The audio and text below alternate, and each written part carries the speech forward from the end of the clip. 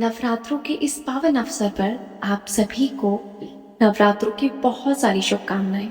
माता रानी आपके परिवार को सुखी रखे और आप सभी खुश रहें। आपकी हर तरह की मनोकामना पूर्ण हो। आदिशक्ति की पूजा का पावन अवसर नवरात्रों से प्रारंभ हो गया है। आज पहला नवरात्रा है। सनातन परंपरा में नवरात्रों के 9 दिन में 9 देवियों की पूजा की जाती है और ये पूजा विशेष पूजा विधि विधान से की जाती है। कलश की स्थापना के साथ ही देवी दुर्गा की पहले अवतार माता शैलपुत्री को नवरात्रि के पहले दिन, जो नवरात्रि का प्रारंभिक दिन होता है, पूजा जाता है, जिसमें पहले दिन कलश की स्थापना की जाती है और साथ ही माँ शैलपुत्री की विशेष रूप से पूजा अर्चना की जाती है।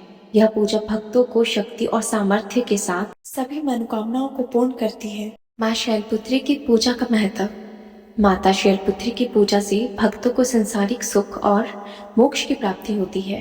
इनकी पूजा करने से मनुष्य के जीवन में सभी बाधाएं जो होती है वो दूर हो जाती है। ऐसा माना जाता है कि माता का यह स्वरूप पर्वतराज हिमालय की पुत्री पार्वती के रूप में साक्षात्कार शैलपुत्री की पूजा देवी के मंडपों में पहले नवरात्रि के दिन होती है। माँ शैलपुत्री का स्वरूप बेहद शांत और सरल है। माता ने दाएं हाथ में त्रिशूल लिया है और बाएं हाथ में कमल धारण किया हुआ है। यह नंदी पर सवार रहती है। संपूर्ण हिमालय पर विराजमान है। बहुत ज्यादा तपस्या करने वाली शैलपुत्री समस्त वन्य जीवों की रक्षक भी है। शैलपुत्री के अधीन वे समस्त भक्तगण आते हैं जो योग, साधना, तप और अनुष्ठान के लिए पर्वतराज हिमालय की शरण में लेते हैं। माँ अपने भक्तों को हमेशा मनोकामना पूर्ति करती है और साधक को मूलधार चक्र जागृत होने में सहायता करती है। का मंत्र ओम देवी शैलपुत्र्याय नमः। माता शैलपुत्री का प्रिय भोग सफेद मिठाई है। नवरात्रि के पहले दिन सबसे पहले कलश की स्थापना की जाती है। इसके बाद व्रत का संकल्प लिया जाता है। कलश स्थापना और व्रत संकल्प के बाद माता की विधि विधान से पूजा शुरू करते हैं। पूजा स्थल पर लाल रंग का कपड़ा बिछाकर उसके ऊपर माता की प्रतिमा रखें। माँ को धूप दीप निवेद फूल अर्पित करें। प्रसाद के रूप में माँ देवी को फल और मिठाई अर्पित करें।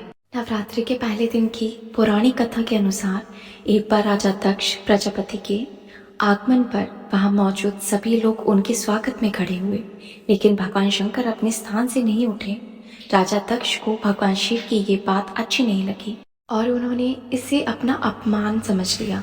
कुछ समय बाद दक्ष ने अपने निवास पर एक यज्ञ का आयोजन किया, जिसमें भगवान शिव को छोड़कर सभी देवी देवताओं को बुलाया। ऐसा उन्होंने अपने अपमान का बदला लेने के लिए किया। मां सती ने अपने पति यानी भगवान शिव से पिता द्वारा आयोजित यज्ञ में जाने की इच्छा जताई। सती के आग्रह पर भगवान शंकर ने उन्हें जाने दिया।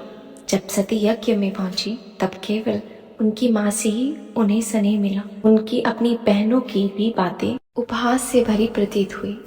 सती के पिता दक्ष ने भरे यज्ञ में भगवान शंकर के बारे में अपमानजनक बातें बोली। सती ने जब अपने पिता के मुख से अपने पति के लिए बुरी बातें सुनी तो वे ये अपमान सहन नहीं कर पाई और यज्ञ देवी में कूदकर अपने प्राण त्याग दिए। कहते हैं उसके बाद सती अगले जन्म में शैलराज हिमालय की पुत्री के रूप में और वे शैलपुत्री कहलाई। कहते हैं शैलपुत्री का विवाह भी भगवान शिव से ही हुआ था। तो ये थी माता शैलपुत्री की पहले दिन की व्रत कथा।